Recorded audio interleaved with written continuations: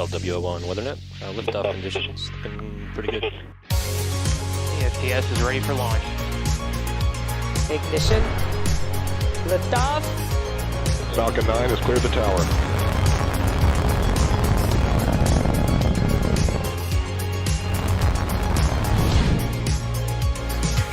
Ten, 9, 8, Side booster ignition. 6, 5, 4, 3, 2, 1.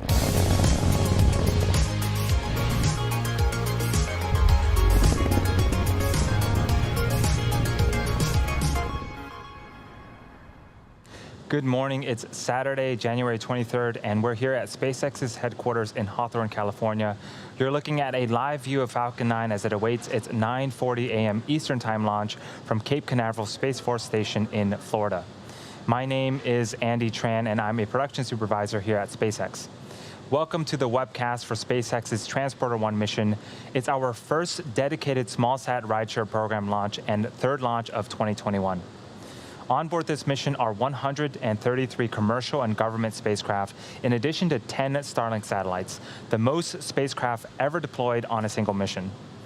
This count includes CubeSats, microsats, and 2 orbital transfer vehicles, sometimes called space tugs, which would deploy their spacecraft after separating from Falcon 9. SpaceX created the SmallSat Rideshare program to provide smallsat operators with competitive pricing, increased flight opportunities, flexibility, and most importantly, a ride to space on SpaceX's Falcon 9, Falcon Heavy, as well as Starship in the not-too-distant future. For more details on our rideshare program or to reserve your spot, head over to our website at spacex.com/rideshare. Now let's take a look at Falcon 9 out on the pad at the Cape. You're looking at a live view of Falcon 9, our 70-meter, 2-stage liquid-fueled launch vehicle. Today's mission is the 5th flight for this particular booster. Its first 4 flights were all in 2020 and included our Crew Dragon Demo 2 mission for NASA in May, the Anasis 2 mission in July, a Starlink mission in October, and most recently CRS-21 in December. You can tell by the re-entry soot at the bottom of the vehicle that this booster has flown before. That bottom 2/3 of the vehicle is the first stage. Its objective is to accelerate the vehicle through the Earth's atmosphere into space and then separate from the rest of the rocket. From there, it will make its way back to Earth and target a landing on our recovery vessel, Of Course I Still Love You, which is our drone ship in the Atlantic Ocean. There it is on screen. On top of the first stage is the black carbon fiber inner stage. This is a composite material, and it houses the larger nozzle of the second stage engine. Then on top of that is the payload. Then on top of the inner stage is the Falcon 9 second stage, which takes the payload to its eventual destination in orbit. After the first stage separates about 2.5 minutes into flight, the second stage will then carry the 143 spacecraft to orbit. And in order to get the intended orbit today, we'll need to light our second stage twice before deploying all of our payloads.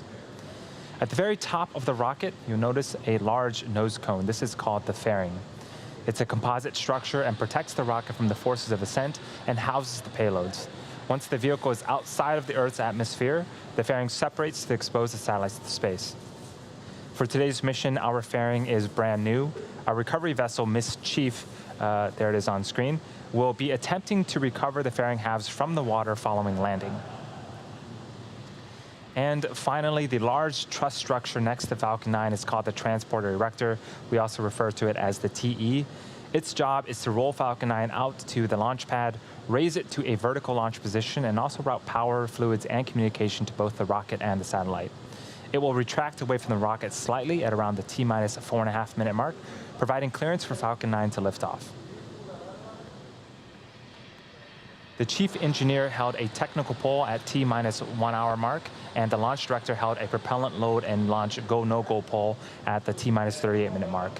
If we do have a call to hold today's launch, we do have a backup opportunity tomorrow at 10 a.m. Eastern.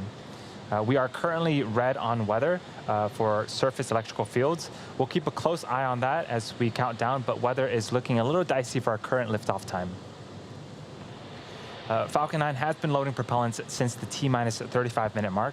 The vehicle uses a refined form of kerosene called RP1 for its fuel and super chilled liquid oxygen, or LOX, as its oxidizer. Currently, RP1 is fully loaded on the second stage and nearly fully loaded on the first stage. Liquid oxygen loading is currently underway as well. Helium load also began before the webcast went live and will continue to top off until a minute and a half before launch. We use this helium to pressurize the tanks as the propellant is pulled out by the engine pumps. In about a minute, at the T-7 minute mark, engine chilling will begin. This is where we allow a small amount of super chilled liquid oxygen to flow into the Merlin engine turbopumps prior to the full flow of LOX to avoid any thermal shocks to the system. And then a few minutes from now, checkouts of the second stage thrust vector control actuators will be underway.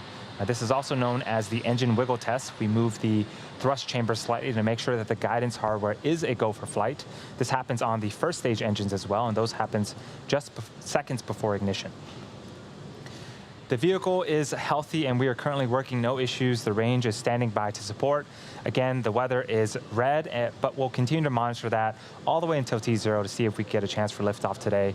All systems continue to go for a liftoff at 9:40 a.m. Eastern Time.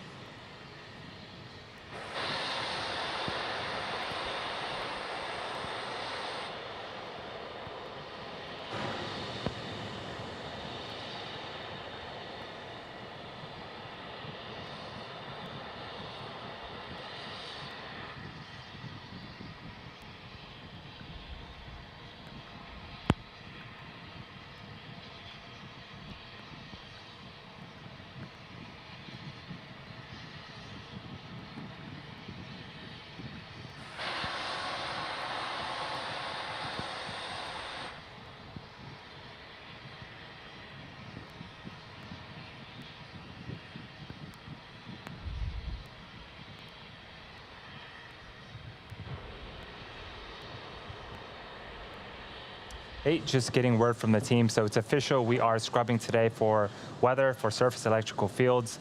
We do have a backup opportunity tomorrow at 10 a.m. So we'll see you then and attempt another launch for Transporter 1.